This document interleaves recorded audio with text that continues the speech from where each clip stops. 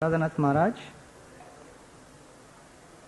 on this most auspicious occasion of your appearance day celebrations, as Govind Prabhu has requested, I would like to recall some of the wonderful exchanges which I have been fortunate enough to have with you, and so many wonderful things which all of us can learn from these incidents. First of all, before I joined the Brahmacharya ashram, when I was a student at IIT, one day I was in the temple and I was getting ready to go back to the college. At that time, as I was putting on my clothes, Krishnanand Prabhu was in front of me and he looked at me with very intent eyes and started saying, "I'm waiting for the day when I can see you in saffron." So when I heard this, at that time I was not very much prepared. I became quite scared. And after that, for the next 2 months, I was avoiding Krishnanand Prabhu like anything. Because I knew that he is a very intense person. But then still I wanted to confirm with you whether this kind of a desire I should have. And then Govind Prabhu one time took me to you, and then we were having a meeting, and you started asking me, "Now what are your plans?" So at that time I said that I have not yet finally decided, but I am still thinking what to do. So then you said, "We have some wooden lockers waiting for you here." And at that time I felt that it was like a kind of invitation. And then Govind Prabhu said, yes, it is invitation, it is definite. You must try to come. So then I started working towards that goal, and by your mercy somehow I could get an entrance into this ashram, fortunate enough to be with so many wonderful devotees, getting training here. After joining the ashram, one of the first services I had was in the kitchen, along with Sanat Kumar Prabhu, making prasadam for all the brahmacharis and the Gurukul devotees. And I learned a lot of things from you. One day after cooking, I had gone up, and then someone came and told me that Maharaj is having prasadam with all the devotees and he's calling you immediately. So I came down thinking that maybe he's happy with something what I have cooked. And then on all the plates, all the items had been served, and everyone was looking very intently. No one was eating, everyone was just waiting. And you were also sitting in a very serious posture. So I felt something is seriously wrong. And I came near you, and then I came near and you said, you pointed at the dal which was there and said, "What is this?" So I was wondering, this is dal. Why Maharaj is asking like this? So I said, "Maharaj, this is dal." And Maharaj said, "But it is too cold." And I heard old. So I said, "It's not old, it's fresh. I've just made." So he said, "Not old, it's cold." So I told Maharaj, "But it's for the brahmacharis. They are austere and they will adjust." So Maharaj said, "They are brahmacharis, they are not animals. You have to be concerned and you have to be personal, and you can't serve prasad like this. Prasadam means it should be always served hot." And then he said that from now on, whenever brahmacharis are served prasad, any guests are served prasad, make sure that it is always hot. In fact, even one time when we had gone to one grihastha's house, Maharaj made it a point that all the prasad which was served was again heated up and served out. And he said that the natural tendency is to be impersonal, but we have to go out of our way to make sure that everything is very proper. Then there was a lot of discussion about what should be the cooking medium in which we should cook. And then Maharaj was very much insisting that we should cook in ghee. And then we were saying that it's very costly, very difficult. And then recently we managed to do that, and all the prasad is being cooked in ghee. So I told Maharaj that at last your dream is being fulfilled. Now we are serving prasad cooked in ghee for all the brahmacharis. And Maharaj said, just see, the brahmacharis are giving their lives. The least we can do is give them some little ghee. So what is the problem? So I could understand that how much concern you have, how much love you have for all the brahmacharis. And sometimes we take it for granted because you're always around. But you're always contemplating, meditating and thinking about how all of us can be happy and satisfied. One incident about your simplicity. One night I came back from a preaching program and I was used to sleeping at one particular spot in the temple hall under a particular fan next to Srila Prabhupada. And when I came there, I found that someone was sleeping there. So I was like a little disturbed because I had become used to sleeping at that spot only. So I came very near to that person who was sleeping, trying to look who this was, because it looked a little unnatural, not one of the regular brahmacharis. So I came near the face and tried to look intently who was this. And I couldn't figure out who it was because the face was covered with a shawl. And I just said, "Kaun hai?"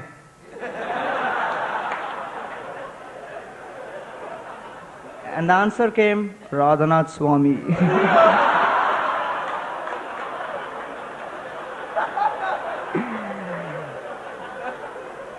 And I was so shocked. I just fell back and lay down as if I am now sleeping. I didn't know how to react. I didn't know what to do. And then I realized I have not offered obeisances before going to bed, so I got up and started offering obeisances. Prabhupada was behind me. I was offering obeisances the other way, and Maharaj said, "Whom you are offering obeisances to?" And I said, "Srila Prabhupada." I am saying, "Namo Om Vishnu Padaya." Maharaj said, "Prabhupada is behind you. Be conscious." So then I realized that how conscious we should be in all of our actions.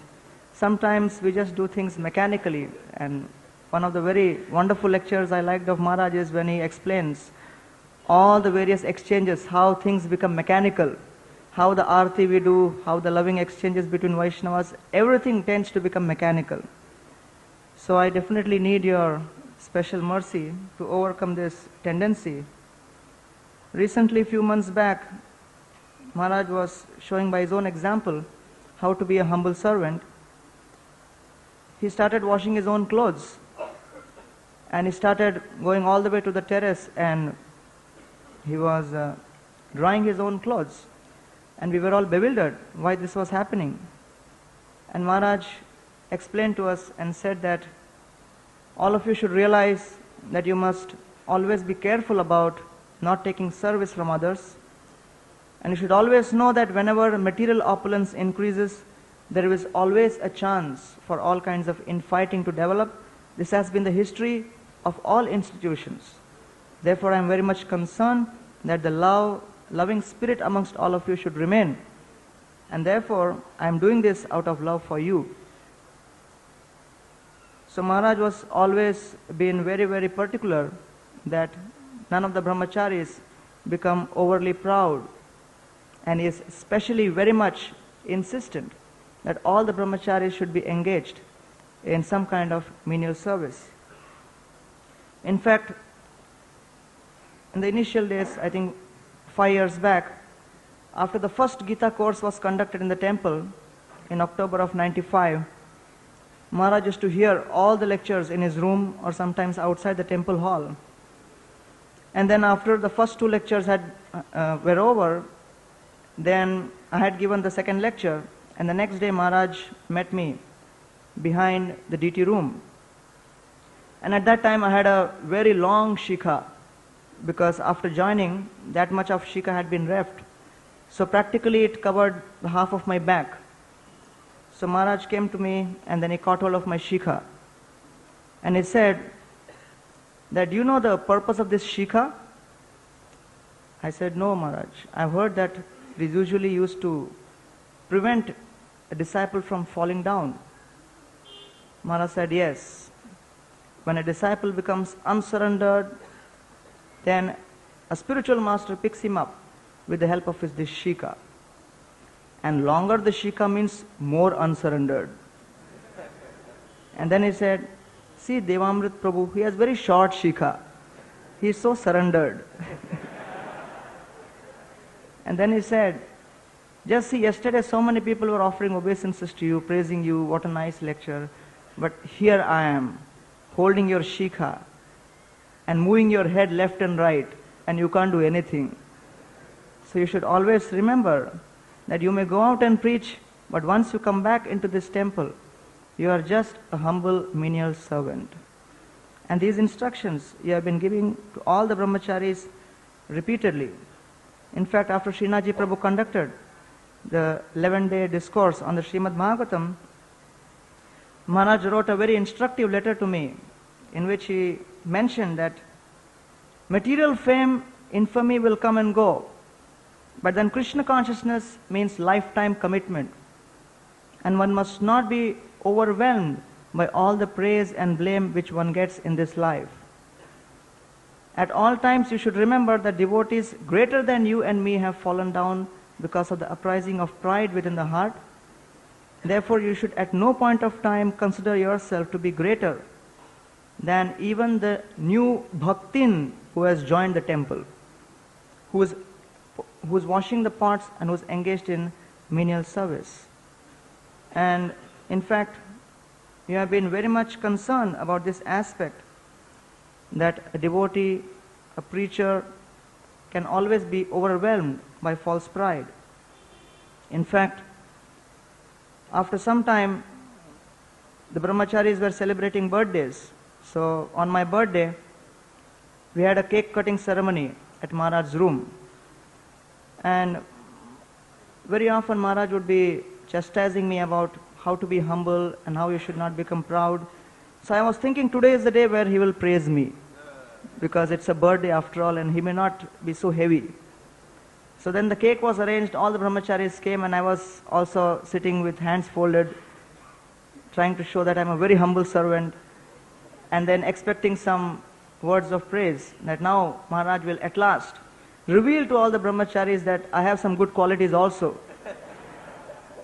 But then the knife was kept in front of the cake, and Maharaj picked up the knife and said, sadhu means to cut. And then he started off that there is a mouse and there is a trap, and there are so many nice tidbits inside the trap. If the mouse becomes attracted to those tidbits, to those eatables, he will enter into the trap and will get caught and he will die. Similarly, pratishtha or fame and worship is like that. And a devotee should not become attached to that, and especially someone who's preaching should be very, very careful. Otherwise he will get caught in that trap and will perish. And then he went on for at least 15 minutes giving left and right. And then after that, last 30 seconds, in a very low voice, he spoke some sweet things which practically no one could hear. But then he made sure that he says both the aspects. And then the cake cutting ceremony was over. And then after I came out, so many devotees were saying, my God, what a heavy cake cutting ceremony.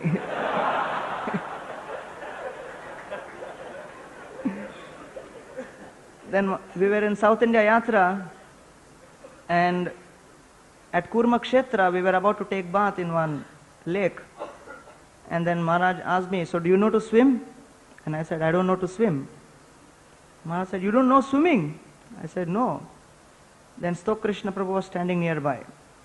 Maharaj said, Stok Krishna, you know swimming? I said, yes. So teach him how to swim. I told Maharaj, I have tried many times before, but I could never swim. Maharaj said, you couldn't learn because you never accepted a guru. Now today you accept Stok Krishna as your guru, and he'll teach you. So I just folded my hands and said, okay, Stok Krishna Prabhu, you are my guru. Maharaj said, not so impersonally. You have to bend down at his lotus feet, take the dust of his feet, and beseech him, beg him, and fall at his feet, and then he will agree to teach you. And all the devotees were standing all around, and they were looking, and I was already removed all the clothes, only in the gamcha, and I was feeling, should I do it or not? Maharaj said, come on, do it, do it. And then ultimately, I had to do it. But within my heart, I was thinking that, no, I'm not going to learn today. But somehow, Stokrishna Prabhu managed to teach a little bit. And then I came out and told Maharaj that by your mercy, I could learn a little bit. What I have not learned in so many years, I could learn today, because you had empowered Stokrishna Prabhu, and so I could learn. And Maharaj said, you should never forget the story of the boatman and the gentleman. So you may be like a gentleman, but then ultimately the gentleman drowned. The boatman was very simple, but although he was simple, he knew how to swim. Therefore, it is only simplicity and humility that can take you across this ocean of material existence, and not your intellectual scholarship. So behind even this simple incident, he had a profound message. And as I was reading one of Prabhupada's analogy, that is how a tiger trainer trains a tiger repeatedly by hammering the same message again and again, till the tiger realizes that my ultimate pleasure depends on the pleasure of this trainer. Similarly, it is impossible for a disciple to be trained unless he comes to this realization that my pleasure is dependent on the pleasure of the spiritual master. All the others may be pleased, but unless the spiritual master is pleased, Krishna cannot be pleased, and there is no hope for liberation. In fact, Radhanath Maharaj's wit is very well known. And we were going one time for a college program, and then there was a hoarding, a billboard, and the hoarding was advertising IBM company, the international company, business machines, IBM.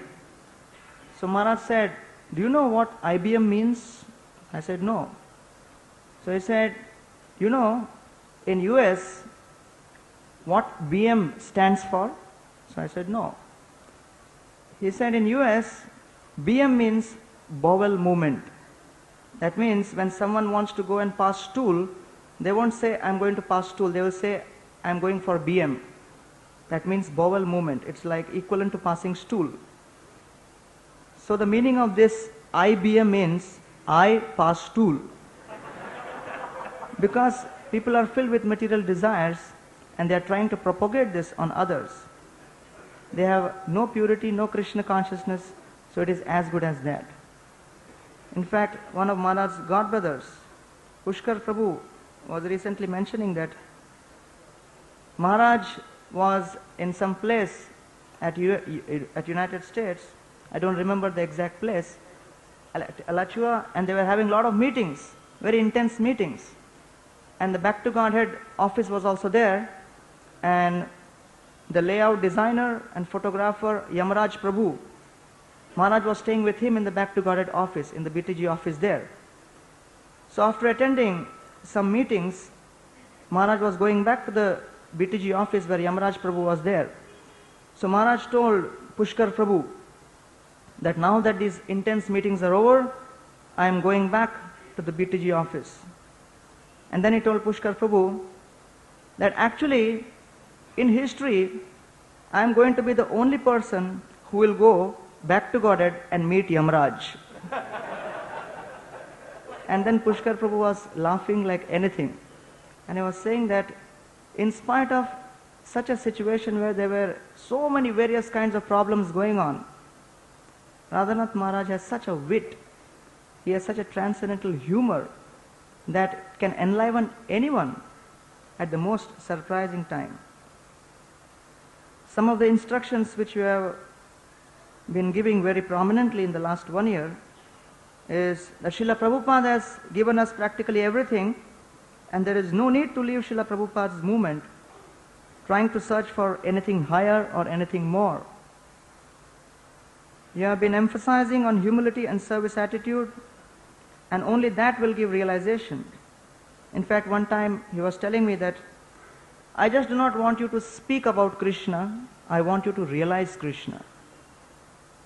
If you are simply engaged in studying all these books, then the maximum that will happen is you will spend the whole life speaking about Krishna. But then, to realize Krishna, you need humble service attitude. And Jananivas Prabhu, when he came here, he was mentioning that how this wonderful Radha Gopinath community reminds him of the spiritual world, which is exactly like a family. And Maharaj emphasizes this fact that unless there is a mood of a family, unless there is a culture which supports our spiritual life, it will be very, very difficult to continue spiritual life in the long run, because it will not be pleasing. And therefore, Maharaj, you have been emphasizing so much that all the brahmacharis, grihasthas, all the congregation members, sannyasis come together and create a most wonderful, charming mood in which spiritual life can be practiced most wonderfully. When the opening of Radha Gopinath deities took place this year, then Rupraghunath Prabhu requested me that you can go and ask Maharaj whether he would like to dress Srimati Radharani. So then if Maharaj agrees, we can go and tell Jananivas Prabhu that Maharaj is doing Radharani, so he can dress Gopinath. So I went to Maharaj and said, Maharaj, would you like to dress Radharani tomorrow? It's a special festival. And then I suddenly thought that since Jananivas Prabhu is Pujari, he will definitely agree. So I told Maharaj that Jananivas Prabhu may also dress Gopinath, and if he knows that you are dressing Radharani, he will definitely. And Maharaj has such a love for Jananivas Prabhu that he came from his room, went into Jananivas Prabhu's room and said, if you are dressing Gopinath, I will definitely dress Radharani, because it's such a rare fortune to get to do service along with you. And he agreed. And we can see that the Radha Gopinath calendar for this year is having that picture. Gopinath was dressed by Jananivas Prabhu and Radharani by Maharaj. And the previous day, actually, it was the Vyaspooja celebration. It was such a heavy day, hectic day. But the next day, he was willing to go out of his way to please the devotees in this manner, and showing by his example that one must always try to put his heart and soul in service. In fact, this year, after the Janmashtami, after the Abhishek was over, usually we see that not many people are around, and then the winding up is done by the remaining few pujaris. So at around 11:15, the Abhishek was over, and I was expecting that Maharaj will leave. But then he came up and said, now where do these tables have to be taken? So I told Maharaj, we'll do it, because you can go and take rest, or you can meet the devotees. He said, no, tell me where these tables have to be taken. And without waiting for an answer, he started moving the tables after the Abhishek. And then immediately everyone swung into action. They saw that Maharaj wants to do service till the very end. And then after taking out the tables, then we thought that now it's over. So I told Maharaj, the tables have been removed. Now we'll arrange for the offerings. You can please leave. Maharaj said, where are the offerings? So it's in the next room, but we are just making arrangements. So Maharaj said, I would like to personally keep the offerings. And then we understood that really he wants to serve till the very end.